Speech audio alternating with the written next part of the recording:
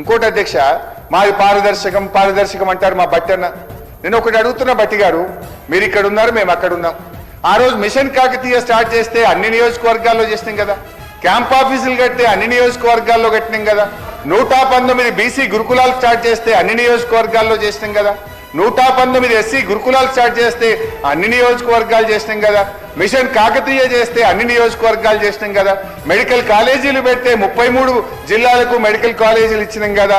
ఇవాళ మేము ఏం చేసినా పారదర్శకంగా చేసినాం.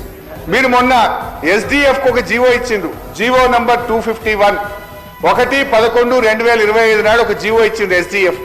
కేవలం 76 మంది ఎమ్మెల్యేలకే ఎస్డిఎఫ్ ఇచ్చిండ్రు. అంటే మేము ఎమ్మెల్యేలం కాదా? మా దగ్గర ప్రజలు లేరా? మీరు ఈ రాష్ట్రానికి ముఖ్యమంత్రి, 76 నియోజకవర్గాలకి ప్రభుత్వం ఉందా? ఈ ప్రభుత్వం మొత్తం రాష్ట్రానికి ఉందా, 76 నియోజకవర్గాలకు ఉందా? మాకెందుకు ఇయర్ ఎస్డిఎఫ్ అని అడుగుతా ఉన్నా. పార్టీ మారిన 10 మంది బీఆర్ఎస్ ఎమ్మెల్యేలకు ఇచ్చిండ్రు, కానీ ఇవాళ ప్రతిపక్షంలో ఉండి ప్రజల గొంతుకగా ఉన్న మాకు మాత్రం ఇవాళ ఎస్డిఎఫ్ ఇవ్వలేదు అధ్యక్ష. హౌ ఇట్ ఈస్ ఫెయిర్ అధ్యక్ష?